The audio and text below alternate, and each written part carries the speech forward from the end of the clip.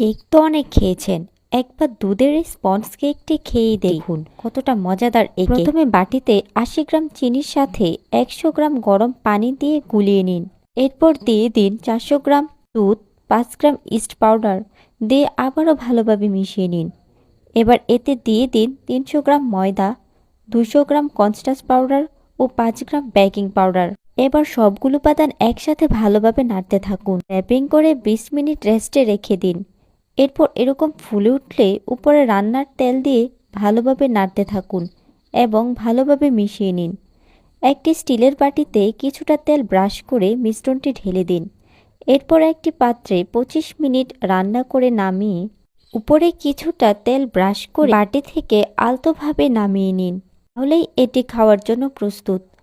তারপর এটাকে পছন্দ মতো কেটে পরিবেশন করুন। রেসিপিটি ভালো লাগলে ভিডিওটিতে একটি লাইক দিয়ে প্লিজ চ্যানেলটিতে একটি সাবস্ক্রাইব করে দিয়ে যাবেন।